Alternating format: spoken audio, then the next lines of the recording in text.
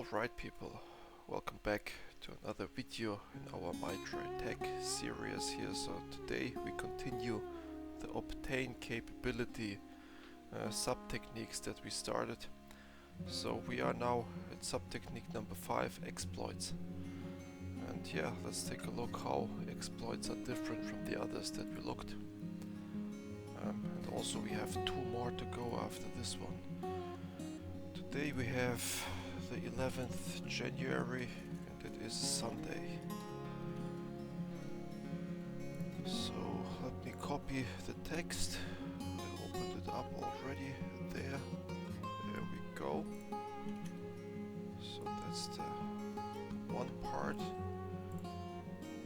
This is the second part. So there's nobody who wants to take credit for this. But this is, we know by now what that means. At least a little bit we know what that means. Okay, let's take a look. So, exploits. Adversaries may buy, steal or download exploits that can be used during targeting. An exploit takes advantage of a bug or vulnerability.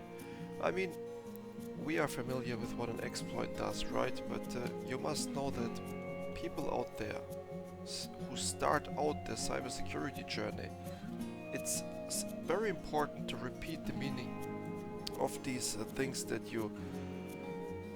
where you say that's self-explanatory. Not always.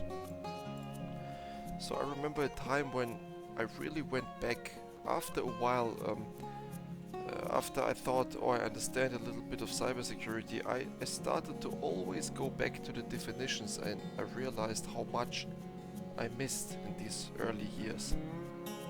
By assuming stuff and so on. So that's, I like how Mitre is repeating these things.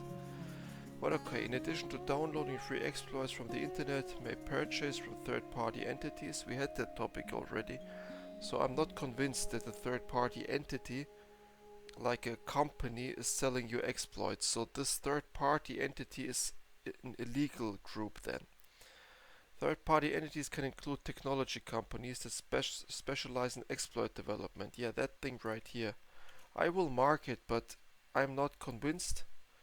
Let me know in the comments if you know a third-party company that would sell me an exploit. I don't think. Criminal marketplaces, yes. This, no. Then, an adversary may monitor exploit provider forums to understand the state of existing as well as newly discovered exploits. Yeah, that's a good point. This is the dark web. Exploit provider forums, you find them on the Tor network. So typically they are hidden behind the onion routing. Tor, another topic, if you would like the onion routing. Let me copy the picture here so that I don't forget, but if this is of any interest to you, here, let me copy that, the onion routing explained, like this. I copy it over here because it is very relevant for this type of thinking here. If you ask yourself, what kind of marketplace might that be? It is behind the onion routing. Let me know in the comments if you would like a video on that. But this right here is a video on that, so YouTube has that already. It's really just a matter of taste, so who do you would like to listen to this topic? Yeah. And hopefully you catch somebody who has a slight idea of it. And then an adversary may target the systems of those known to conduct exploit research in order to gain that knowledge for use during subsequent operation. Yeah, maybe. And this is interesting. Adversaries may use exploit during various phases of the adversary lifecycle of the kill chain. And then you have a whole bunch of stuff that we will cover eventually. Parts of that we might have already covered. Well, I don't remember any of that, so not necessarily. But yeah, this is good for now. Let's now copy that page. And I also like how a picture like this spices up the whole slide a little bit. We should do that more often, I believe. Okay, now we have here something that will be fitting all on one page. There we go, and it fits just nicely. So let's see what we have here in procedure, mitigation, detection.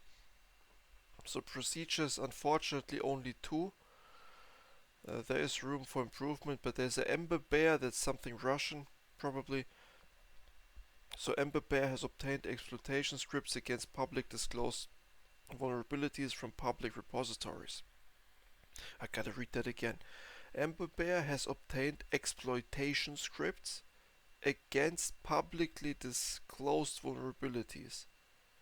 Okay, publicly disclosed vulnerability, understand, and the scripts they got too. But at that point, every company in the world could have patched that system. So we will see. The source is number 6. We will take a look at that. But so this is one of those easy cases. Okay, so obviously you can get exploits from long known vulnerabilities. Log4j you can get now, but any company in the world who is still vulnerable to Log4j, well, sorry, that's unprofessional, utterly unprofessional. So this I wouldn't even consider a serious hacker attack. It's so if I understood this correctly, anyways. But we take a look, and then we have Kimzuki. That name it is familiar to me. Has obtained exploit code for various CVEs. I mean, that's what you can do, right? A CVE is a common vulnerabilities and exposures. So if something has a CVE score, it means it's publicly available. Not just the hackers know it, everybody knows it. The defenders too, you guys know it too.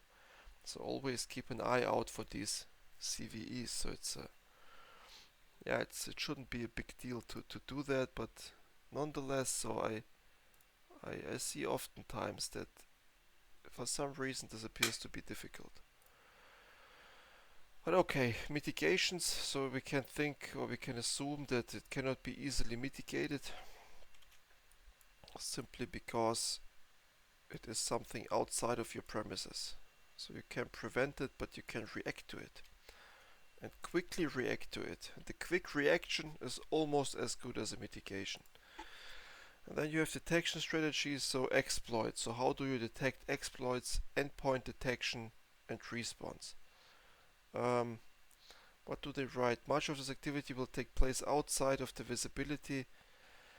Let's see the references. So the number 6 was the reference interesting for marketplaces. So US cybersecurity and infrastructure, that's the CISA. Russian military cyber actors target US and global critical infrastructure. So I don't see a relation between the title of this and here it was cited at where was it? It was number 6, right? Oh yeah, here. Ember Bear has obtained. This was number 6. Okay, then it's correct. For some reason I thought it's somewhat related to the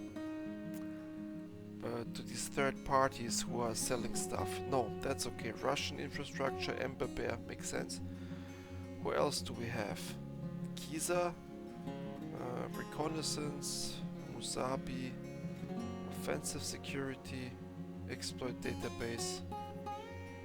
That's interesting. Let me click on the offensive security exploit database. Yeah, that's pretty interesting. That's pretty interesting. So I would like to add that logo here next to the marking of this exploit database. I like that a lot. So this might be something we dig into later on. It's interesting. But for now, so far so good, people. So we looked at obtain capabilities exploits. We know where to locate it, resource development. We have an idea what it is. So obtaining, buying, stealing and exploit, oftentimes within the onion routing somewhere. So these servers, these marketplaces, they are hidden. We know it's not easy to mitigate. Only 2 procedures, but that's okay. And interesting source we found here, the exploit database. And this one might be part of our threat intelligence series that we have going on as well. But yeah, so far so good, people. Then thank you for watching. Thank you for spending time on cybersecurity. It is time well spent. And see you in the next video then. Goodbye.